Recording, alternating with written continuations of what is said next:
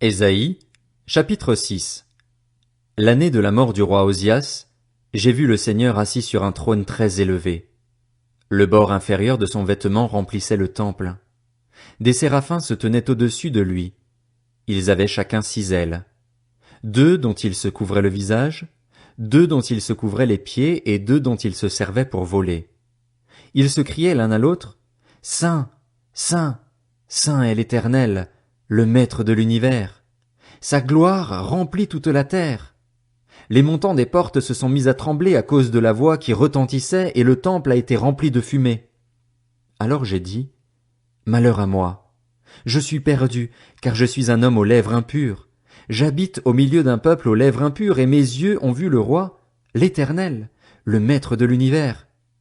Cependant, l'un des séraphins a volé vers moi, tenant une braise qu'il avait prise sur l'autel à l'aide de pincettes. Il a touché ma bouche avec elle et a dit, Puisque ceci a touché tes lèvres, ta faute est enlevée et ton péché est expié. J'ai entendu le Seigneur dire, Qui vais-je envoyer et qui va marcher pour nous? J'ai répondu, Me voici, envoie-moi. Il a alors ordonné, Va dire à ce peuple, Vous aurez beau écouter, vous ne comprendrez pas. Vous aurez beau regarder, vous ne saurez pas.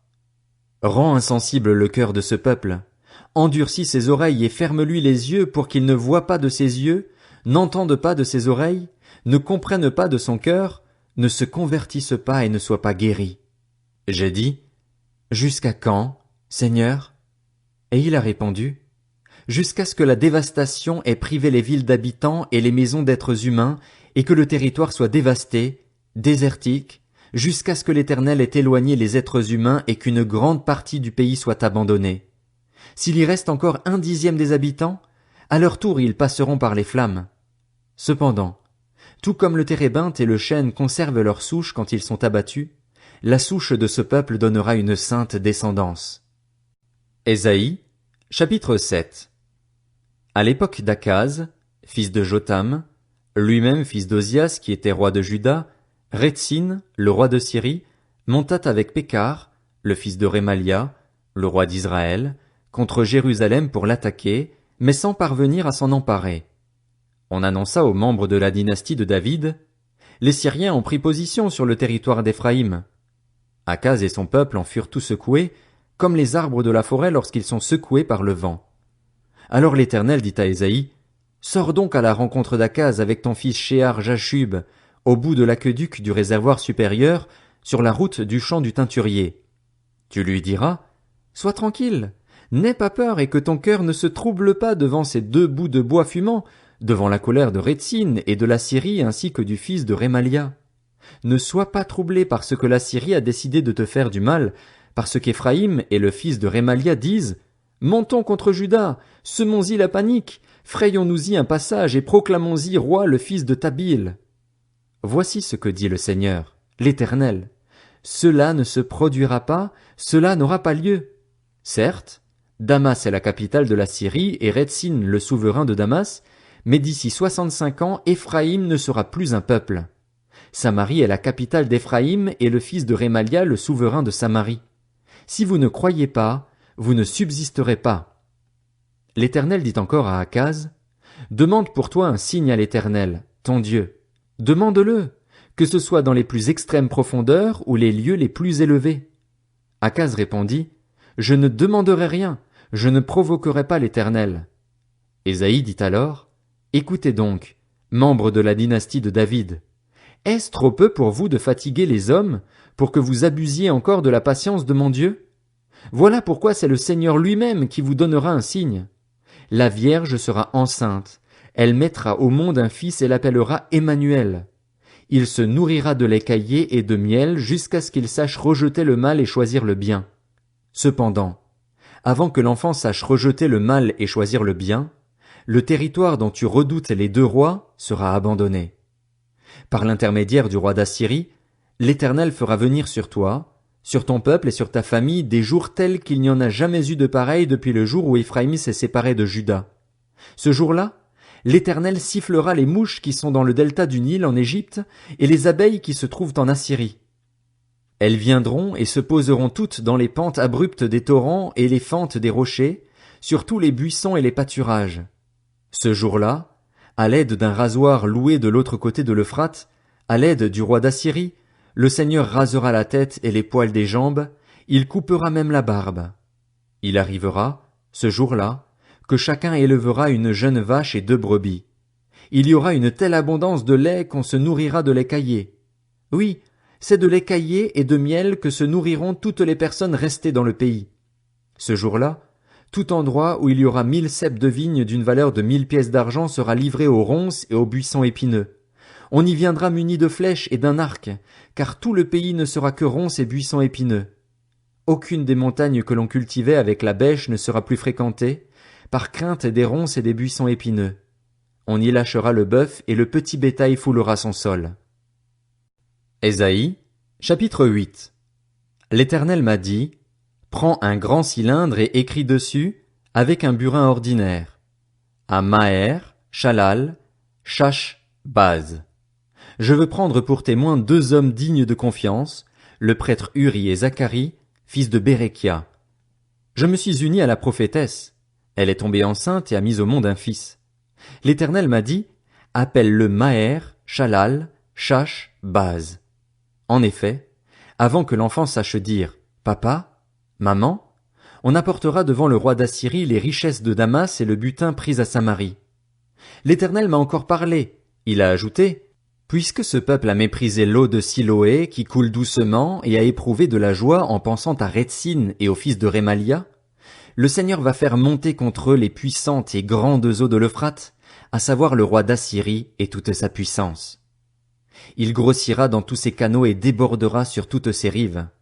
Il pénétrera dans Juda, le submergera et l'inondera, et ce jusqu'à la hauteur du cou.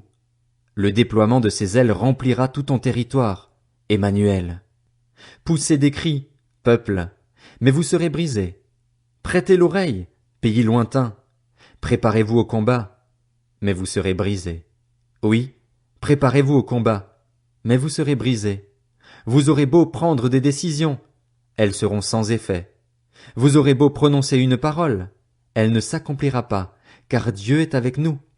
Oui, voici ce que m'a dit l'Éternel, avec toute la force de son autorité, pour m'avertir de ne pas suivre la voie qui était celle de ce peuple. N'appelez pas conspiration tout ce que ce peuple appelle conspiration. N'ayez d'eux aucune crainte et ne soyez pas troublés.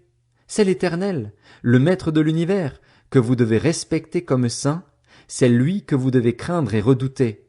Il sera alors un sanctuaire, mais aussi une pierre qui fait obstacle, un rocher propre à faire trébucher pour les 2 communautés d'Israël, un filet et un piège pour les habitants de Jérusalem. Beaucoup parmi eux trébucheront. Ils tomberont et se briseront.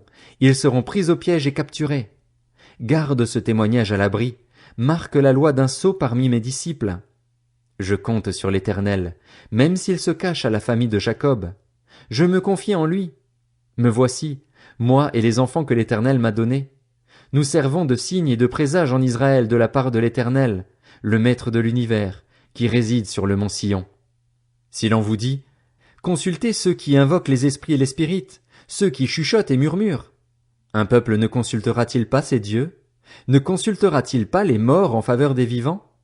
Répondez, il faut revenir à la loi et au témoignage.